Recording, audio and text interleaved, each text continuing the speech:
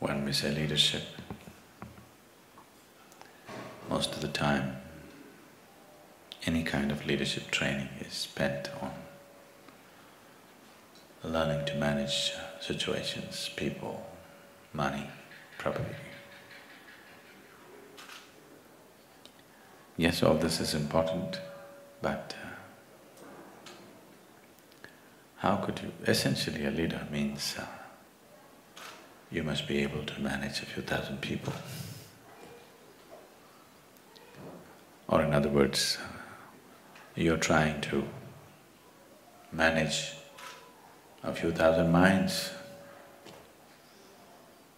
But if you're incapable of managing this one, this mind, how will you manage that mind? Just by chance. When you're managing situations by chance, you'll be always freaked. Anxiety and leadership has become synonymous today because you're managing people by chance. If you cannot manage this one, managing that one is definitely by chance. So one of the most significant aspects of leadership has been generally ignored, or people have acquired this out of their own natural capabilities. When you do things accidentally, being anxious is very natural.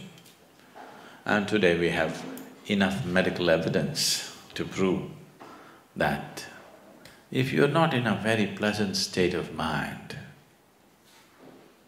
then your body and your mind will never function at its optimal level. There is substantial medical evidence towards this. Only when you're very peaceful and blissful, your body and your mind works at its best. And your success in this world is just this. To what extent can you harness the capabilities of this physical body and this mind? That's all success is. It doesn't matter what is the nature of your activity, that's all it is. Is it so? And the most fundamental and the basic requirement to make your body and mind work properly, sensibly, in the highest possible way is that if you sit here, you must be in a state of pleasantness within you.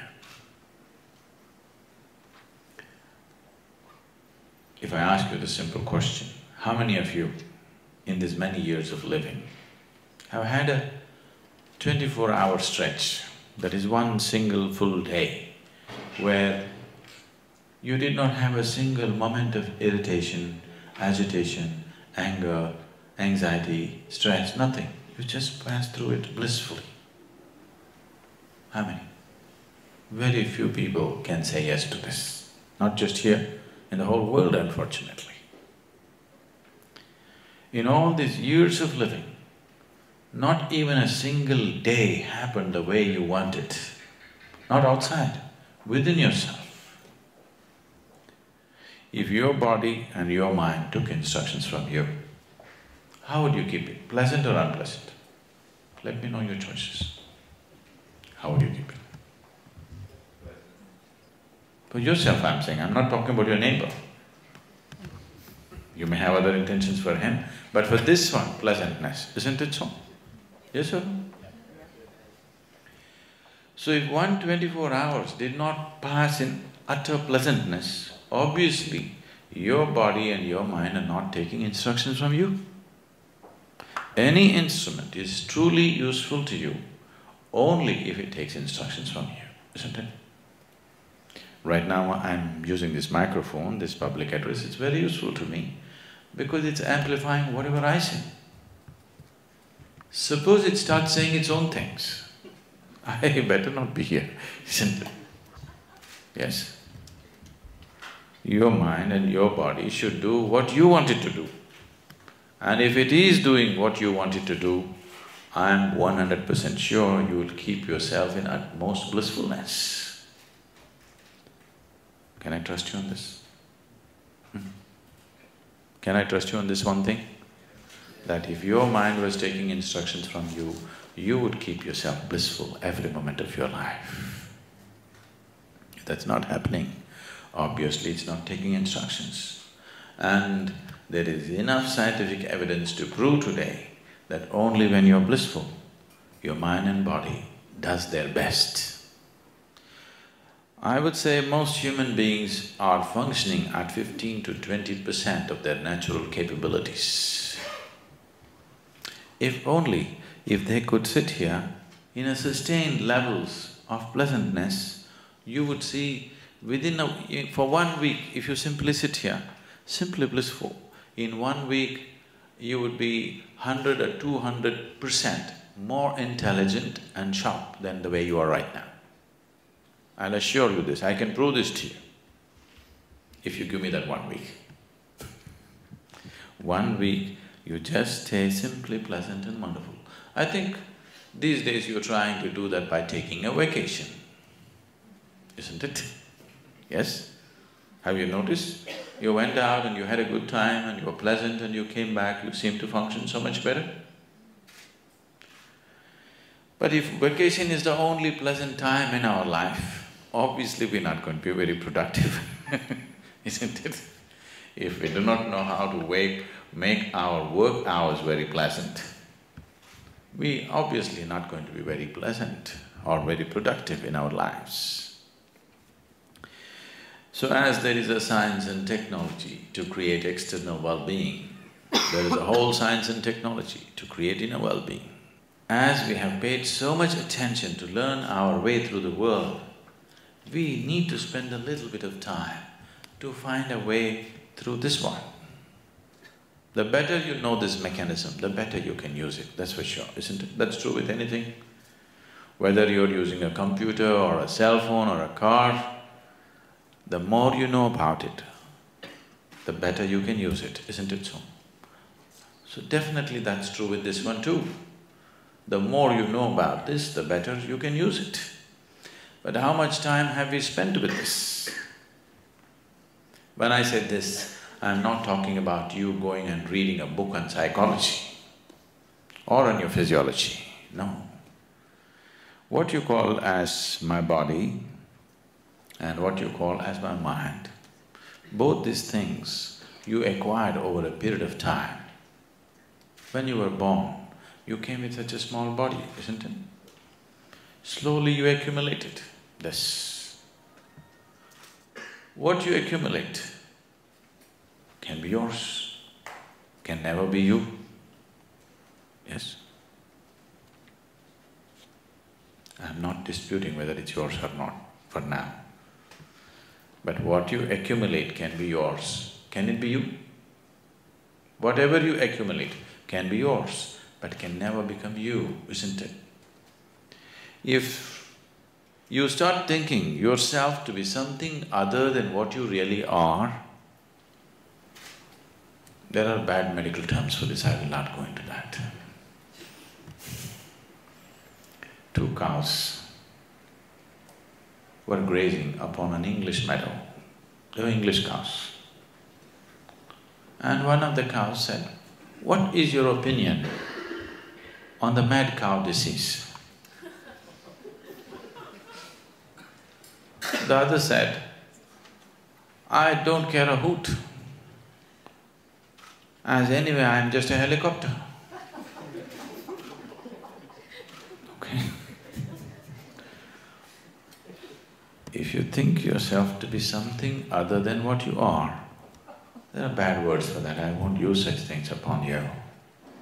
But it's very, very, very important, especially people who are in positions of power, positions of responsibility, that every action, every thought, every emotion that you generate has impact on many lives around you.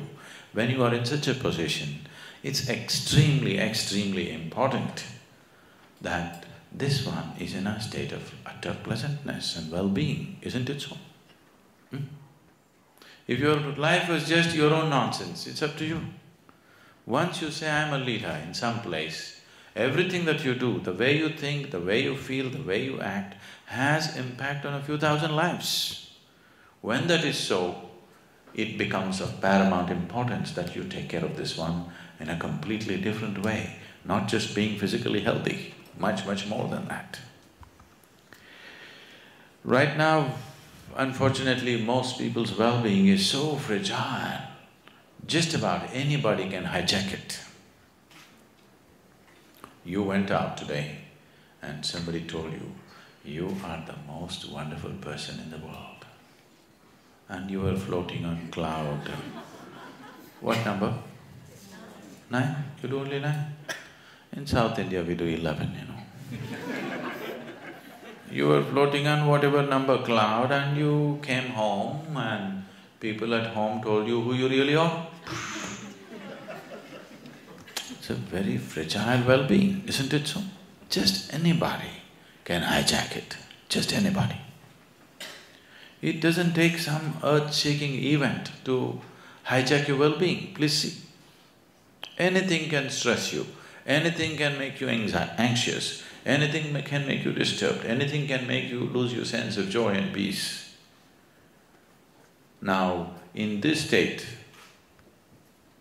your ability to use, your ability to manifest the capability of who you are is not at a very high level. Unfortunately today, most people when they use the word human, they're always using the word human as a bundle of limitations.